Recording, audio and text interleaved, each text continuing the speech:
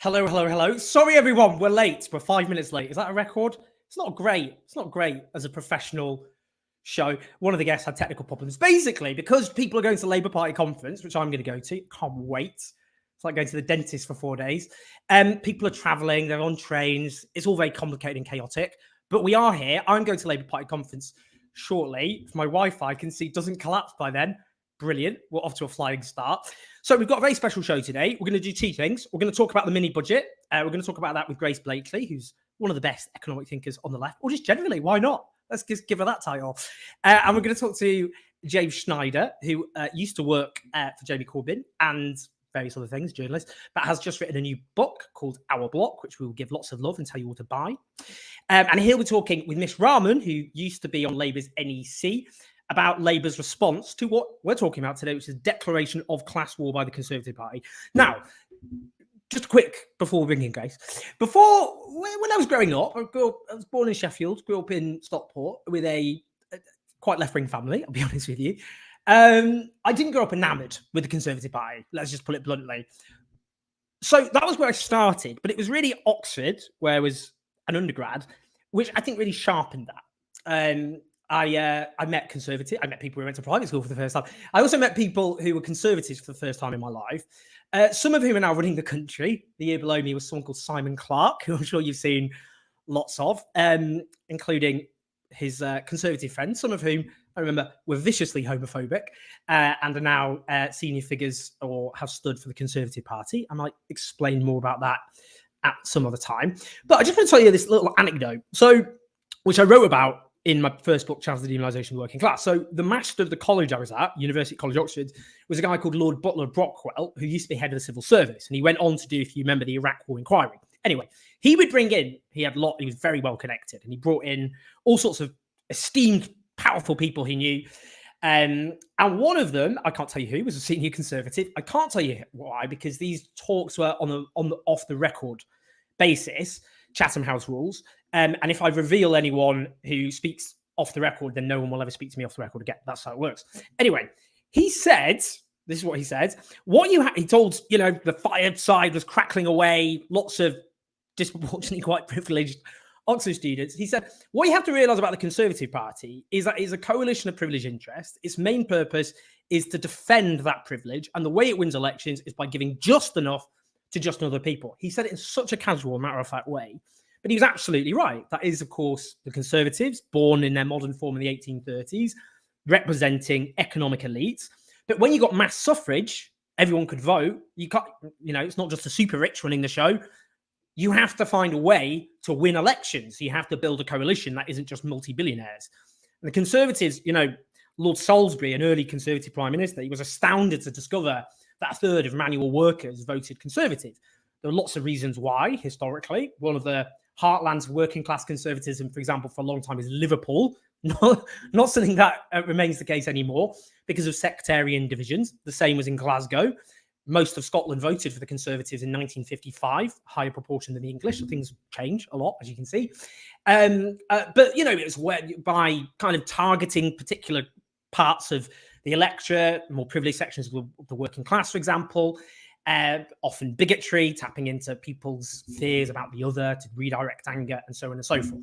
Now, I thought about this anecdote because of this mini budget, which has just been obviously announced by Liz Truss's government. Oh my word. Wow. They certainly gone all in, haven't they? Basically, a lot of Conservative MPs hated Boris Johnson because he thought he was too left-wing on the economy. They think they've had 12 years of power and they haven't done proper Conservative policies. And now they're like, with no electoral mandate, they're like, let's do this. We're going all in. Now, because my internet's quite bad, I'm just going to quickly just give a quick summary of what exactly the mini budget kind of represents. Here we go. Paul Brand, ITV, sets it out very well. Top rate of tax, 45 to cut from 45 to 40. Basic rate cut from 20 to 19.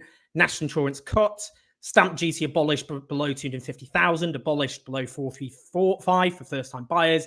Corporation tax rise cancelled, and no cap on bankers' bonuses. Of course, while benefit claimants will be hammered. Martin Lewis From next April, the 45% rate of tax applies to those earning 150,000 will be scrapped. So the top rate of tax will be the 40% high rate threshold. This means mega earners pay the same rate as those on £50,000. In Jolyon Morn, QC, Liz Truss's budget means those earning $1 million a year will have over 54,000 extra in their pockets after tax and national insurance. For those earning 25 grand, the equivalent figure is about 280 quid. Hard to imagine a worse response to a cost of living crisis. We can keep going, because we're going to talk with Grace about this. How much people save. Jim Pickard at the FT. The reductions in income tax mean that an individual earning 20 grand stands to make annual tax savings of nearly £4,500 in 23-24 compared to 22-23. A worker on a salary of 20 grand will save 218 quid. Lovely stuff, as we can all see. Now, if we want to see class war in a graph, here it is for those listening on the podcast. What it does is it shows a huge saving for those in the top decile and barely anything for those in the bottom 50%. Little surprise then that YouGov, a poll of the British electorate, a snap poll, showed, do you think the changes the Chancellor announced this week will make people like you better or worse off? Only 1% said much better off, 18% said a little better off, no difference, 34%, and then 12% a little worse off, 16% much worse off. Unsurprisingly, the electorate, 63% think it will benefit wealthier people more, and 3% think it will benefit poorer people more. Those 3% obviously are living on another planet. Now, the pound has crashed. Well, it went down a lot, quite steeply. Didn't respond hugely well, which is interesting because this is a government of capital, but capital's kind of freaked out, if I'm honest. Right, because my internet is a little dodgy today, because we didn't nationalize it, because people unfortunately didn't choose the right option in 2019. I'm going to bring in someone. Before I do, press like if you're watching live, press a YouTube link because we prefer you to watch on YouTube, press subscribe, and do support us on patreon.com/OwenJones84. Going to Labour conference today. Don't know what I did in a past life to deserve this, but it was obviously pretty bad. We're doing a video though, thanks to you. You support us. We pay our videographer union wages, thanks to your support, 400 quid a day. So please do, to get these documentaries, we're doing one at Tory party conference as well. Do support us on patreon.com/OwenJones84. I'm doing a post later to ask you what we should be asking at Labour Party conference. Grace, I'm just kind of bring you in because my internet's terrible. Your internet's pristine. So well, I'm not in my own house, so that's probably why. I'm at my friends. My internet was absolutely fine until I had to come on air. So that really is handy. Again, what have you done in a past life? Bad karma. You're racking it up. I mean, the stuff I've done in my current life is bad enough. We're going to be honest. But we won't talk about that because it's a PG show. Great. WTF. Just explain succinctly, sum up this budget, because I think a lot of people, we saw what Liz Truss was saying in a leadership campaign. Unlike Keir Starmer, she stuck to her leadership pledges and more, I would say. How do you sum up this budget? I think it's interesting, right? Because you said there in your introduction that, this is a party of capital. And that's obviously true. The Conservative Party was created to represent initially kind of to represent the interests of the feudal aristocracy. And then as, British society changed, it adapted basically to kind of come to represent the interests of capital as well. And this is why we have this quite organized ruling class in the UK, is because we had this transition from feudalism to capitalism, where the old elites weren't gotten rid of, as we know, with the monarchy. They were kind of fused into this new bloc under the supervision of the Conservative Party. So the Conservative Party has historically been very good at managing shifts in the social structure, macroeconomic shifts, to make sure that, as you say, they're defending the privilege of those at the very top, but not just defending the privilege of those at the very top, actually defending the class structure of our society. So it's not necessarily always about, I think this is a really important point when we think about the role of the capitalist state. It's not just about protecting specific people. It often is. And, we do see examples kind of over and outright corruption. But more than that, it's about protecting the structure of society. So protecting the fact that we live in a world where some people own all the stuff and other people have to sell their labor power for a living. And of course, there are all sorts of different, fractions within that class of, you know, people who own all the stuff, but generally speaking, you know, they are the ones that are in charge. They're in charge of the economy. They own the things, and they're also, you know, the best able to kind of influence how decisions are made as well in our political sphere. So that kind of fusion of political and economic power is, you know, it exists in all capitalist societies, but in the UK, with the British state, this old imperial state that contains all these layers of, you know, this sedimented class privilege, our ruling class has generally been quite good at managing different crises of capitalism to ensure that they stay in control. What we're seeing now is really interesting because it looks as though they're not doing that as well as they have done in the past. And there are a number of different reasons for this. So first and foremost, there aren't a lot of kind of talented, good, clever politicians who would be able to act in the way that would be required to allow us to get through this crisis. So James will talk about this later because he's written about it in his book. Antonio Gramsci has this idea that during moments of really deep crises, you get figures like Napoleon and Caesar, who are really strong, charismatic figureheads who are able to kind of overcome the individualistic interests of all the different people within their class and just say, this is what we're going to do. We're moving forward in this direction. And in doing so, even if they harm individuals, they solve the whole crisis. And this is kind of what like Boris Johnson presented himself as, right? He was like, we're going to do Brexit, that'll keep us electorally sound, and we're also going to do some sort of changes to the way that the economy works to solve this long-term crisis that we're experiencing. That has clearly broken down with Liz Truss. But the other issue here, as well as those questions around individuals and personalities, we can talk a bit more about this, is that we are in a really deep and actually quite long-term structural crisis of capitalism.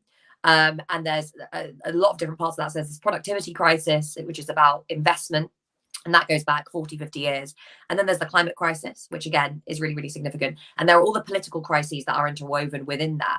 And what we're seeing with this Conservative Party is it lurching from one solution to another, trying to see what sticks, like how can we solve this crisis? The issue is, of course, is that there is no way really of solving the crisis that we're in now whilst maintaining the structure of our society, whilst maintaining capitalist social relations. So that's why it's kind of the Conservative Party is kind of careening in all these different directions, trying to figure out what to do. It's because there is really nothing that they can do, that they can do. I mean, you know, the Tories as a party of capital, capital has not responded well. What's that about? Well, I mean, this is exactly the point, right? Because, you know, capital in general, let's say, the interests of capital in general, right, which is a very diverse group that spans the world, that spans lots of different industries, is, as I've said, the maintenance of capitalist social relations and the stability of the status quo, basically, because that is what allows them generally to kind of make profits. This was why there are all these splits among the ruling class about Brexit, right? Because in some camps, it was going to facilitate a kind of disaster capitalist, you know, super extractivist agenda that would allow them to make lots of money. But for a large portion of capital, it was seen as a negative because it would destabilize things. And today as well, we are seeing divides within that bloc. So generally speaking, capital wants, you know, stability, the maintenance of the status quo, etc. But there are, you know, a whole array of different kind of subsets of interests within that, especially if you think, you know, we're never just talking about British capital here because, you know, we live in a highly globalized world. We're talking about global capital. Our economy is highly globalized. So a lot of the businesses that are headquartered here make most of their money abroad. We import a huge amount of what we consume. We are, you know, embedded in a global economy, and that kind of mediates what our ruling class is able to do, what our economy looks like, etc. So first and foremost, instability, the instability that we're going to be seeing as a result of this budget, both economic and political, will be a cause for concern for capital everywhere. You know, the idea, this is again the reason that they were also, capital all over the world was like pissed off at the idea of a Corbyn government. It would cause instability, potentially threats to their kind of, you know, ability to control the economy, threats to their power, etc. Even if actually a lot of the policies that Corbyn had brought in would have made our economy more productive over the long run. You know, we're not just talking about growth or even just like profits. What we're actually talking about is power and control, which is really what, you know, a class divided society is about. It's not just about making sure that the capitalists are able to make money. It's about making sure that they're able to control the people who are supposed to work for them and the society in general. So there are these questions around the stability of the social order and what this budget does to it, because people know that it's going to make our society much more unequal, potentially lead to political unrest. But also these questions about Britain's, you know, role and place within the world economy. Now, there are all these people saying, without even like a hint of irony, Britain's becoming an emerging market economy. Now, you can't become an emerging market economy if you've already emerged. It's in the name. But anyway, the idea is that, you know, we look like a kind of unstable, small, growing economy, you know, maybe that's in the global south, that has an unstable exchange rate, that is heavily reliant upon imports, that is, you know, maybe very unbalanced, whether that's kind of in terms of inequality or geographically. We know that we're a very kind of unequal economy, and that when you look into the future, you cannot really necessarily see a way of sustaining the comparative advantage that it currently has. So of sustaining its particular economic model. For us, for a very long time, that's been like financial services and professional services, basically, that have sustained a much broader service economy. But it's hard to see how that continues now when you have a really unstable currency, when you have instability. You know, all of these things are really important for the kind of the maintenance of Britain's role as a financial services exporter, as well as the fact that we've left the European Union, which again undercuts that. So that's another source of concern, Britain's role in the world economy. And then it's the fact as well that our ruling class is showing us once again, is showing the world once again, that it does not have the answers to these long-term structural problems. The main ones being productivity crisis, climate crisis, and democratic crisis. So some commentators have made a comparison with the 1972 budget, the Anthony Barber budget under the Conservative government of Ted Heath. That's the last time you had tax cuts as big as this. That's half a century ago. Didn't end well, no. To put it bluntly. No. So just tell us, kind of, with that kind of historical context, because you know, Tim Montgomery, who was a senior Conservative commentator, used to work for Boris Johnson himself. The point he made is now that Britain has been turned into a laboratory for the Institute for Economic Affairs, which is a right-wing think tank, which really laid the intellectual groundworks for Thatcherism. And that Britain is now its laboratory. Essentially, we're the lab rats. Given the historical context, what do you think the likely impacts are, given, for example, interest rates are going up, and given lots of economic commentators have made the point that it's true interest rates have been much higher in the past, but actually it's not comparing like and like, and people's ability to absorb interest rate hikes is actually significantly lower, and the equivalent of, I don't know, like 5% now would be like 13% of the past. So sorry, that was a lot to kind of throw in, but what do you think generally the kind of economic consequences will be, given what we know from history and given where we are with interest rates?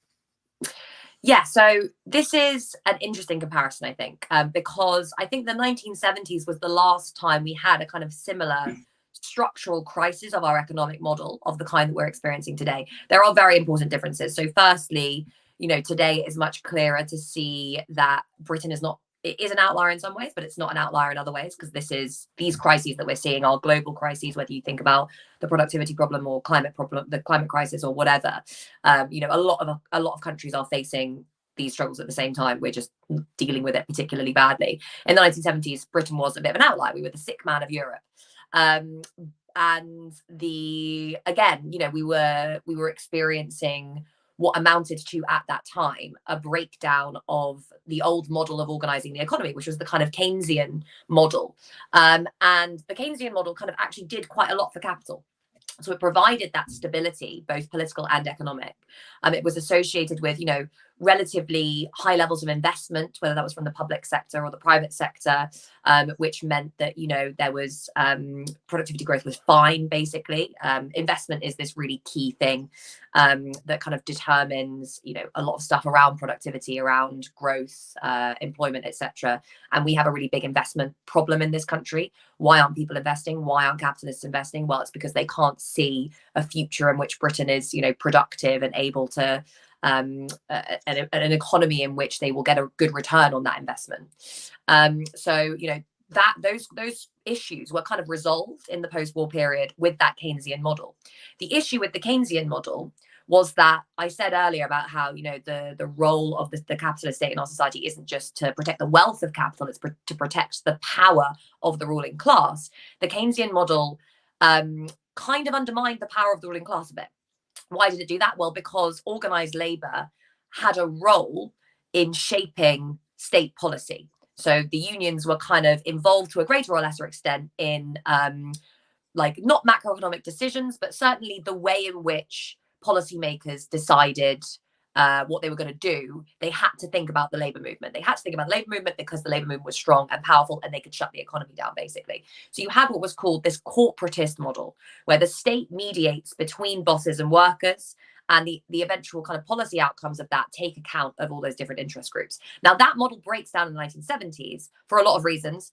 Global macroeconomic crisis, inflationary shock driven by an oil price spike. Now, what we know about inflationary shocks is that they make this struggle between capital and labor much more fraught, because these inflationary questions are a question of who gets what, who has to pay for rising prices. So that helps to break down. Oh, there's two of you. Oh, God. Sorry. What I've done there, because I was so worried about my camera just the internet just collapsing, I did this as a sort of insurance policy, but I didn't realize I'd added myself. Carry on. I have no problem with there being two of you, but whatever. It would be great for the left if there were two of you. One's more than sufficient. Carry on. So yeah, inflationary crisis makes this class struggle between capital and labor much more fraught. You have, you know, all throughout the 1970s, kind of similar situation to what we've seen over the last 10 years. So, you know, government after government being quite unstable, not really knowing how to deal with this crisis, flipping between different solutions. You also had inflation, stagnation, and, you know, ultimately a big uptick in industrial action. So the barber boom was, you know, it was early 1970s, before the oil price spike, actually. And it was one of the ways in which the Conservative Party thought, kind of, I suppose, the beginnings of this neoliberal push, which was to say we're going to solve this crisis by just handing loads of power over to capitalists, basically. It didn't work very well because he wasn't able to push through the kind of structural changes that would be required to have made it work. And those structural changes were basically defeating the labor movement. Of course, what we know is at the end of the 1970s, Margaret Thatcher comes in and she finally defeats Keynesianism, where so many previous Conservative chancellors have failed to do. And in doing so, she paves the way for the emergence of this new model, which again is based on the just massive concentration of power in the hands of capital, of finance capital in particular. Now, that solved the crisis. It solved it in favor of capital, but it solved the crisis. You know, we moved into a new era of, you know, of growth and prosperity for some, insecurity for others. But it, you know, we had a period of growth in which capital flooded into the UK. We had a big housing boom. Obviously, it paved the way for the financial crisis, but we didn't know that at the time. So it kind of kicked off this new era, I suppose. What we're looking at now is a similar sort of situation where the Conservative Party is kind of grasping around, looking for a set of policies that will allow them to do what they did at the end of the 1970s and usher in a new period of growth that marks a break with that old period of, you know, the old model, basically. The issue is that what Truss is trying to do is do Thatcherism all over again when, you know, the Conservatives already did Thatcherism. You know, we can't get back to growth by defeating the labor movement, by massively cutting taxes on the rich, by deregulating the city, because we've already done all of those things. We can't privatize more stuff because we've already privatized so much stuff. So really, she's got this backward looking idea as to how we're going to get out of this crisis that isn't going to do anything. It's just going to deepen the contradictions that we're already seeing as a result of that model. So just leading on to this, because so I should say, I'll read everyone's super chats and thank everyone's super chats at the end, but there's two kind of conflicting looks at this on super chat. So Craig Berkey says, you know, this is a bribe for 2019 voters. There'll be a general election this summer and there'll be a Tory majority off the back of it. Liviane takes a different opposite stance. Tories have gone full mass goss because they know they're going to lose the next election. So strategy is to do as much damage as they can in 2 years. Now, if we look at, we've seen the polling on the budget, really terrible. In terms of the public have got the gist of it. It's a class war budget. That's what people think. It helps the wealthy. It screws everybody else. That's the gist. And if we look at the polling, I mean, honestly, Yeah, Keir that is Starmer, crazy. he's got bad ratings. Keir Yeah. Starmer, opposition leader, but Liz Truss has 49% unfavourable, 17% favourable. Starmer's on 45% unfavourable, 27% favourable. I guess where are you? It is just from economic. It's a political question, but obviously they're obviously economics and politics. You can't separate the two. But in terms of obviously, as I went back to the point I made at the beginning about the Tories being a party that represents capital, but in a democracy with a universal franchise where they have to win over, they have to build a coalition of voters. In terms of the economic impact of this, what do you think that actually means for the Tories being able to build an electoral coalition, including, let's say, in the so-called Red Wall? A lot of those are homeowners. People, they're construed as just being a kind of working class base, when actually often they're older homeowners in ex-industrial towns. What do you think the economic impact will be on elements of the Tory electoral coalition, which they need to win an election?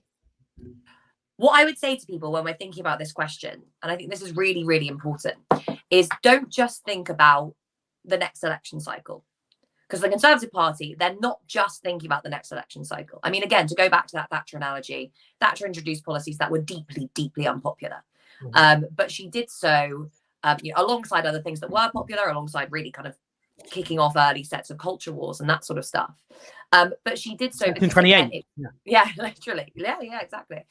She did so because the Conservative Party was trying to figure out a way of stabilizing the social order in favour of capital, right? And that's a longer term challenge that this Conservative Party is trying to do today. If people go away, from this interview with one thing, I want it to be basically that they're looking for a way of building a new model of growth, a new way of organising the economy in the context of deep crises that basically can't be solved. So we're going to see a lot of instability, a lot of kind of, different sets of policies being fired off in all these different directions, a lot of commentators, think tanks trying to come up with ways of dealing with these crises whilst basically keeping everything the same. So in that context, yes, this is likely to hurt Truss's base, particularly in the Red Wall, but just more generally, because, when you have the focus on an economic agenda like this, the Tories will always do stuff that benefits the rich over everyone else, right? But when you have the headlines being grabbed by the economic policies of the Conservative Party, generally speaking, then that is going to frame the discussion in a way that is not good for them. So it's not just about the kind of objective material impact, which will be bad. It's about the way in which this budget frames discussion. And as long as we're talking about inequality, it's bad for the Conservatives. As long as we're talking about the way that the economy is fucked because they've been in power for so long, it's bad for the Conservatives. They need us to be talking about culture war shit, which is why the Boris Johnson strategy was actually much better for them. Yeah, but I mean, just to sort of say the precedent of Thatcherism. So, Thatcherism did monstrously unpopular economic things. So by 1981, you had mass unemployment in Britain, and 3 million. 1 million. Exactly. So exactly. So in 1979, there was 1 million, and a big Saatchi very effective Tory attack line was Labour isn't working, with a picture of a unemployment queue, and then they trebled it. Mass devastation in the economy and all the rest of it. But they had 4 years. They had North Sea oil, for example. They could privatise things, and then, I suppose they did more privatisation in the second term. But they had ways of getting revenue in, kind of thing. Yeah. But this is 2 years. They've already done Thatcherism, as it is. They don't have something like North Sea oil. They could have something like, there was the Falklands War as well. You had the Labour Party splitting at the time. Obviously we've had the Keir Starmer wage war on the left, but we don't have two parties competing for the Tory. It doesn't seem, they don't have the same favourable things on their side. No, they don't.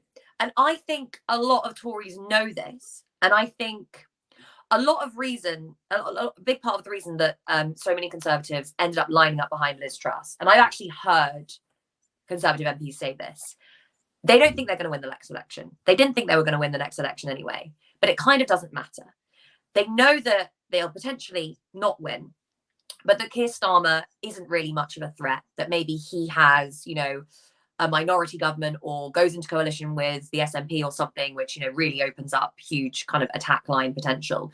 And then we enter into another period of instability. Maybe, that government doesn't last its entire term, or maybe it does, but it becomes very unpopular, they're able to then reinvent themselves, as the Conservative Party often does in opposition, because it's easier to reinvent yourself in opposition than it is in government, and come back with a solution to some of these crises that I've been talking about that actually allows them to re-establish their dominance and hegemony. Hegemony being this Gramscian term, meaning kind of like whole-scale dominance of all areas of society, so not just being in control of the material stuff, but actually being able to kind of have ideological control of society as well. I personally think that is a more likely scenario. So we end up going into the next election, Liz Truss being very unpopular, but she's is basically thrown under the bus by her party anyway. We end up with potentially a Labour government, but not one that has a particularly big majority or that looks very stable. Liz Truss is replaced as a leader. They get someone better, and maybe they bring back Boris Johnson. Who knows?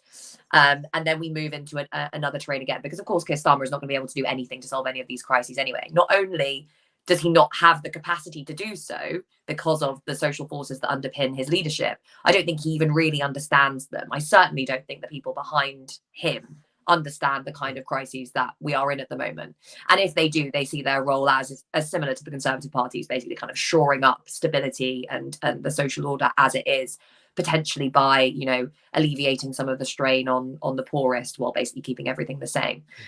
So yeah, I mean, potentially this does lose the next election, but it also potentially builds a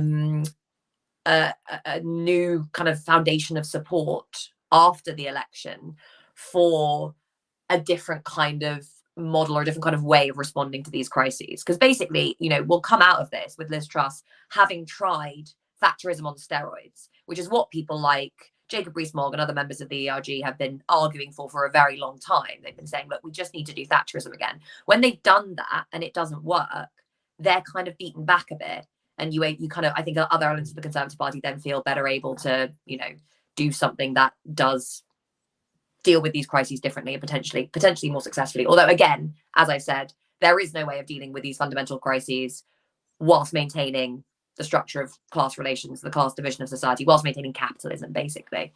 And that is really, what we should be thinking about. But hey, in the meantime, we have lots of other struggles that are going on outside of the very narrow range of electoral politics, which is also quite exciting. And if we do see solutions to this crisis emerging, I think it will come from there, from the grassroots, from the Labour movement, from kind of organic sites of struggle.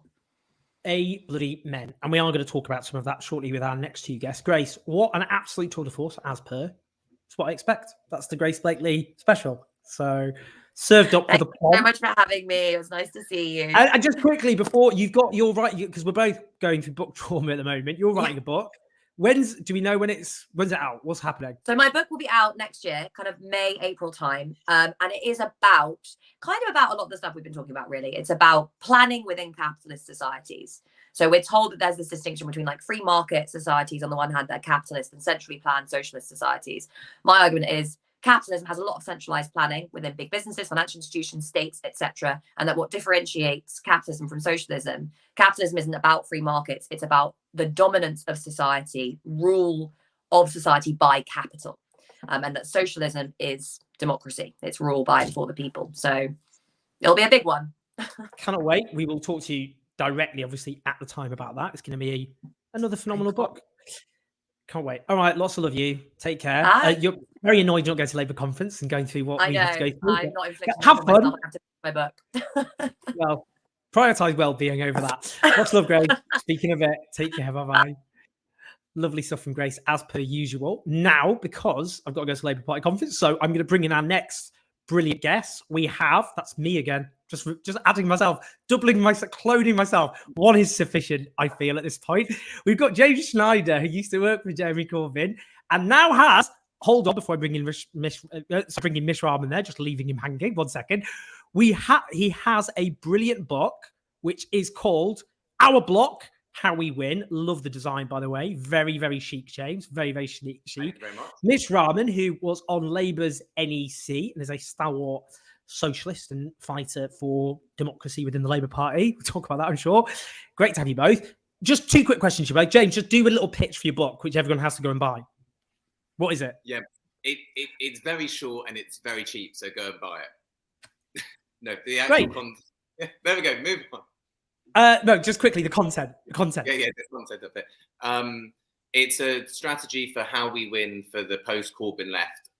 My argument is that we might have felt quite defeated and quite depressed over the last couple of years, but actually the ruling class, they don't have a clue what's going on, all the stuff that you and Grace were just talking about. And there is a sort of social democratic majority in the country. Most people, if you look at the polling, they want all the things that we're putting forward. They want much higher minimum wage. They want higher taxes on the rich. They want public ownership. They want intervention into the economy. But right now we don't have political leadership. So what we need to do is bring together all the different movements, trade unions, environmental movements, anti-racist movement, feminist movement, and so on, with the bits of politics that we still have, with the good people that there are in the Labour Party and elsewhere, into a bloc, into a left bloc, and advance through that. Mish, great to have you, by the way. Now, I just want to ask a very quick question, because in the elections for the National Executive Committee of the Labour Party, you narrowly didn't get back on, which is a huge travesty. I voted for you. But, the left did actually quite well, given the fact that we've hemorrhaged party members on the left, which is, I think, the reason you weren't re-elected. But one, just above you, Naomi Wimborne Idrissi, also, obviously, a left candidate, was elected, but now she's been suspended from the Labour Party for speaking at a prescribed group, which I think she spoke at it before it was prescribed, natural justice in the Labour Party. So, Mish, I'm just asking, do you now take her place, or are they going to keep her suspended in limbo to make sure that the left has less people on the NEC, is what I want to ask. Oh, Mish, we can't actually hear you. Hold on. So we've got... Oh, can we hear you now? Mish, speak. No, still can't hear. We'll sort that out. We will try and sort out Mish's sound. But in the meantime, we'll keep speaking to James. Oh, yeah, he's turning off. James, quickly, we'll come back to Mish. It's fine. We've got James here. So, Mish. Hey, Mish. James, in terms of Labour's response, let's just hear from John McDonnell, who used to be the Shadow Chancellor. Here's his response to the mini bill. The cut of the 45p rate benefits the richest 1% in our society, combined with lifting the cap on bonuses and his attack on those on universal credit. Does he not realise that this is the most socially divisive budget in a generation? And has he not looked at history of engineered booms of this sort, which in the 1960s, the dash for growth created catastrophe in our economy, the Barber boom of the 70s created unemployment, and the Lawson boom eventually created chaos. The only benefit which each of those three engineered booms resulted in the fall of a Tory government. So that was the former Shadow Chancellor under Jeremy Corbyn. Let's just hear the current Shadow Chancellor, Rachel. Because where have the last 12 years left us? Lower growth, lower investment, lower productivity, and today we learn that we have the lowest consumer confidence since records began. The only things that are going up are inflation, interest rates, and bankers' bonuses. And borrowing. As the Tories become more and more detached from reality, millions of people, millions of our constituents, are lying awake at night, worried about how they're going to make ends meet. Now, in terms of Labour's response, so this is from Sam Coates at Sky News. Sources in Labour's Treasury team say they want to look at the OBR forecast before deciding whether to promise to reverse the additional 45p rate. In other words, under current plans, this ain't happening anytime soon. I'm just wondering what you think of Labour's response, how they responded to a budget, which I think both of us would regard as naked class war. John Mack is still the People's Chancellor, clearly. You can see the massive divide between those approaches. And that really boils down to what's the difference between a left approach and a centre-left approach. And the centre-left approach is the traditional Labour approach, which goes something like this.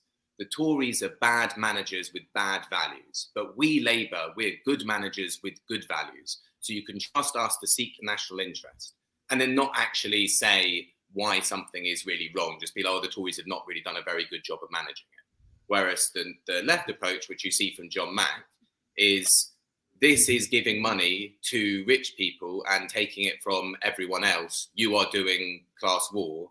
And one of those is a good communication strategy, like anyone can understand it and they know which side you're on. And the other one is not terribly effective. But I think the Starmer team will be very happy with this budget because it does play nicely into their strategy. Their strategy has been consistent since he became leader, which is don't frighten the horses, try to not do very much and wait for the other side to implode and then you take over.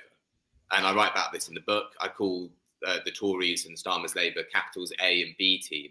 And, basically it's the B team approach. They're playing second fiddle and they're waiting for the first violinist to break a finger. And the Tories are now breaking all of their own fingers. So he stands a chance of taking over. And the Tories are opening up the dividing lines for him. So he and Reeves can basically stand still and say things should basically stay as they are right now, which we all know is, things are crap now, and they're going to get worse. It's woefully insufficient. But from their kind of narrow political calculus, now's not the moment for them to take, massive risks. I think that's what they'll do. Although whenever they think there should be political risk, who knows? I mean, they never seem to take them. One of the interesting things is, so if we look back at the Conservatives introducing austerity in 2010, when borrowing, it was cheaper to borrow than it is now. It's now, but they said we've got to do austerity, otherwise we'll end up like Greece, etc., etc. Now borrowing costs are higher, and they just abandoned any sense of the deficit or anything like that. In fact, the deficit and debt, which were made the centerpiece of British politics by George Osborne, the Tories have abandoned that, but Labour haven't now. It's the people who keep going on about the deficit, about borrowing, and all the rest of it. It's the Labour Party. What do you think? What do you make of that?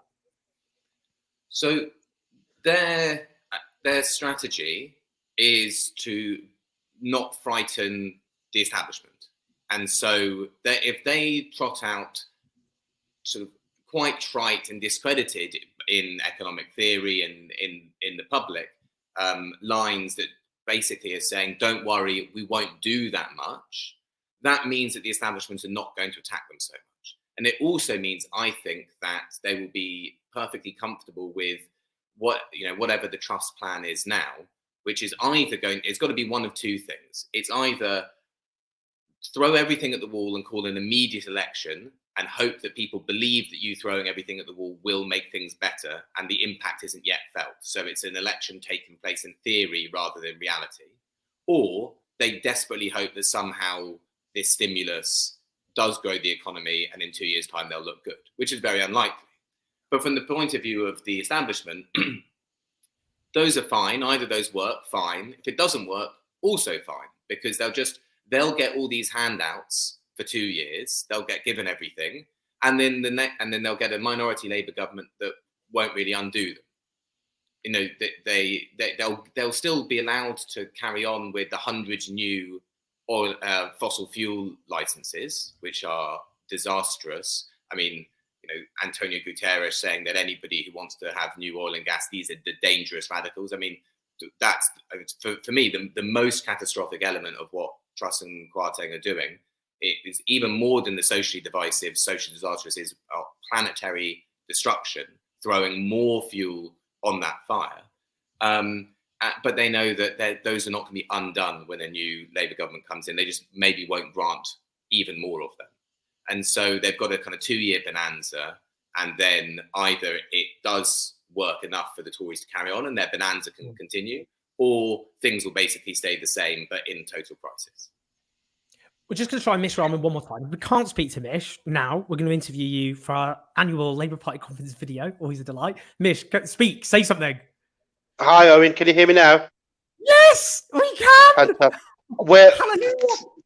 Fantastic. Sorry about before. We're on top of the TWT building, and the reception is well dodgy. But just in response to your earlier question, so just quickly, that's the World Transform. For those who don't know, it gets together talks, speakers, discussion groups, all the big things in society. It's taking place in Liverpool. If you're in Liverpool, go along. Mish, carry on. Yeah, and just in response to your earlier question, so what's happened is obviously Naomi has been suspended. but that doesn't mean that somebody else will come on automatically. What will happen is, if a person resigns or is expelled or leaves the Labour Party, then what happens is the next person that was the runner-up will be counted back because it's STV, so they'll recount who is the runner-up and they will be put in. Now, I've heard cynics like myself and others say that if they were to make this move and suspend somebody who's on the left or get rid of them, the likelihood will be the next person will not be somebody on the left. It will be somebody from the right-wing faction who will replace them. Otherwise, they probably wouldn't suspend them. Now, obviously, speaking to a prescribed organisation can result in expulsion. So the likelihood is that there could be an expulsion in the mix. So if that does happen, then they will be counted back. But if it was going to be a left-wing person replacing somebody who's coming from the left, then cynics would say the Labour Party probably wouldn't do that. Maybe there is benefit to another faction. It's just in terms of party democracy in general. Now, under Keir Starmer's leadership, not a lot of love here. So Kieran Buckland's steeper chat to think Keir Starmer, a man who has less personality than a mannequin, is likely to be the next PM, how far this country keeps sinking. But obviously our objections are political, not personality, which is just as well. So it's just in terms of, what's happened internal party democracy, bearing in mind that Keir Starmer's entirely deceitful leadership campaign was about democracy in the Labour Party and a broad church, and it'll be great, and then waged all-out war. So what's happening? Where do we stand with party democracy? Well, I think it's clear for everybody to see where the standards in party democracy are not the standards that were promised by Keir Starmer, somebody who came in to say that they were going to unite the party, somebody who said that they will involve the left, somebody who said that they're a trade unionist, they're going to represent trade unionists, and somebody who said that they're not going to take out the left or they're not here for a factional war. But we've seen everything that he said that was not going to happen did happen.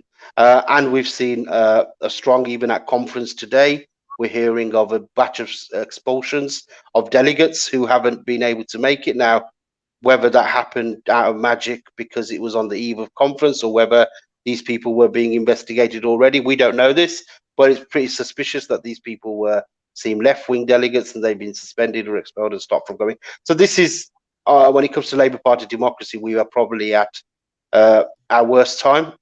This right now, there isn't democracy. It's an authoritarian leadership who is clamping down and making sure that, the message seems to be that the more members there are, the harder it is for somebody like Keir Starmer and his faction to govern. So the idea seems to be to streamline the membership into something that's manageable. Out with the democracy. Members are a nuisance, and we get the party into power. We don't need the members, which obviously is so wrong. Well, indeed, Rachel Reeves, for example, said that 100,000 Labour Party members leaving was actually a good thing because they didn't share Labour's values, and then, of course, welcomed in a Tory MP who defected, saying his values hadn't changed. Tories' values had changed, suggesting that he remained committed to the values he stood on the 2019 election, whilst socialists are not welcome in the Labour Party, but Tories are. James, in terms of David Barrett asked, he talks about the left being very fractured. He asked about the prospects of John McDonnell becoming Labour leader. I tried that myself about 6 times since I was about 21 to make him leader. It hasn't quite panned out, unfortunately, yet. But the point he's making is really important about the Labour left being fractured. I spoke to a campaign group MP yesterday. The Socialist Campaign Group, for those who don't know, is the left faction of MPs in the Labour Party. Basically, so the campaign group has no cohesion, no real strategy. It's very fragmented. MPs anyway are very individualistic, regardless. And they're just kind of hanging together for warmth, but there's no real strategy. Where do you think the Labour left is at? Just being brutally honest. And is there any prospect of kind of being a bit more cohesive? So the Labour left is a little bit depressed, and it shouldn't be. Not because the left is doing well in the Labour Party. It's not because the Labour Party is going to do lots of excellent left-wing things that's going to make us happy and win an election and transform lives. But because as part of a wider left and a wider set of progressive forces, there's actually a very big potential for change, right? There's almost everybody in the country is experiencing some level of a similar thing. Of course, it's better and worse for different people, but everyone can see that everything is going up. They can see their energy bills are going up. They can see the prices of all their groceries are going up. They can see that the temperature is going up, and we had 40-degree heat in the summer and all of that stuff, and that their pay is going down. Bankers' bonuses are going up, profits are going up, but their pay is going down. And that is a unifying thing that the overwhelming majority of people in the country are feeling, and they don't think it's fair, and they don't like it. You look at the polling, they don't like it. You look at the budget, people don't like it. And what I think we're beginning to see is a growing wave of resistance along different strands. So we're starting to see quite a lot of strikes, and we're going to see way more strikes, because anybody that is organized enough to be able to say, no, I don't want a 5, 10, 15 maybe % pay cut and worse conditions, is going to fight back and is going to say no. So we're going to have a big wave of that. People can't pay their energy bills already. They're already well over 1 million people who can't pay their energy bills, and that's only going to go up. And there's the Don't Pay campaign around that. The number of people that are willing to put their bodies in the line to occupy things, to sit in places that they're not meant to be and not go away because of the climate crisis, trying to stop these new fossil fuel licenses, to stop the death wish, the death spiral of this government. And also the other thing that we saw a lot in the pandemic, I think is going to come back, is people really like to help each other. Mutual aid, solidarity in communities. And okay, the Labour left's frontier within the Labour Party is quite difficult, but we're all connected to all of these things, or we're connected to some of these things. And those also have big purchase into ordinary people, because they are of them and they're for them. So I think that while we have to try to hold our position in the Labour Party as the left of the party, we should spend a lot of time looking outwards, building those movements and trying to connect them, so that when we're fighting against the cost of living, we're also fighting against the climate crisis. And that when there's one group protesting something, it builds onto the strength of people organising in another sphere. And we have a big potential for that, I think. We don't know what the political vehicle will come and when it will come and when that big moment, that big surge to change things will happen. But it absolutely has to happen, because you can feel it. It's like, the temperature of the country is boiling, because people's lives are being made worse and worse, and they haven't invented something to blame it all on that actually works. Nish, because we're running out of time, just because I have to get a train to Liverpool to go to Labour Party conference, lucky me. Cheer us up, Labour left. Just cheer us up. Say something. Why be optimistic? So, I mean, there is, as James said, there's plenty of reason for our optimism. Obviously, the Labour Party, they are, especially yesterday following the budget, when we had the Labour Party shadow councillor who wouldn't confirm whether she'd reverse the millionaires tax cut. But we ourselves, as working class people, you said we haven't got we end up with a real-time pay cut. We've got a reduction in universal credit. We've got unaffordable increases in energy bills, as James said. Forget don't pay, people can't pay. But still, the reason why the left are in with a good shout is because the trade unions are fighting back, workers are fighting back, even the likes of the trade union leaders are saying that they're going to cut funding. And at conference, this is why Momentum and ourselves, we are fighting for the Labour for Labour motion that's going to commit the party to oppose real terms pay cuts for workers and Labour MPs and front benchers. We're going to show solidarity with striking workers, and we're going to attend picket lines and vocally support strikes. So this movement could be a defining time for the left, where we are going to be showing common sense leadership, common sense politics. We're going to see Labour campaigns existing against anti-trade union laws, which is one of the reasons why Kwasi Kwarteng has probably cracked down on the trade unions, because we are doing well, hence the crackdown further. So it's really important for the left, outside the Labour Party, and inside. I think also things aren't really that bad. The recent NEC result, although I didn't get in, still we did get 4 left-wingers elected when we were expecting possibly a worse result. So yeah, the fight for public ownership is our fight. And I think that's where it will be. Comrades, it's been a real pleasure. I would carry on this discussion, but just don't want to miss my train. So just, I wouldn't want to miss a second of Labour Party conference. Oh dear. But I'm looking forward to see you both. I will say, I could say that again. There's plenty to enjoy. It's Britain's best city. Well, it's up there with Manchester. I agree with that. I am looking forward tomorrow. Just quickly. Oh, actually, I'll talk about this one. I'll just let you both go. I will see you both in Liverpool. I'm very much looking forward to see you both. We'll get through this. We can do this. We've all absolutely survived the dentist. This will be more painful. We're going to get through it. Everything's going to be fine. Just finally, again, get James Schneider's book, Our Bloc, How We Win. It'll cheer you up. It's very practical, obviously. James is a very practical guy. That's what you'd expect. So I just go and buy it now if you're watching or listening, and spread the word. Right. Just before I go, Owen, if you are a delegate at conference, make sure you vote for the workers' rights in the priority ballot on Sunday. As the first tell everyone you know. Yeah, go on. What were you going to say, James, as well?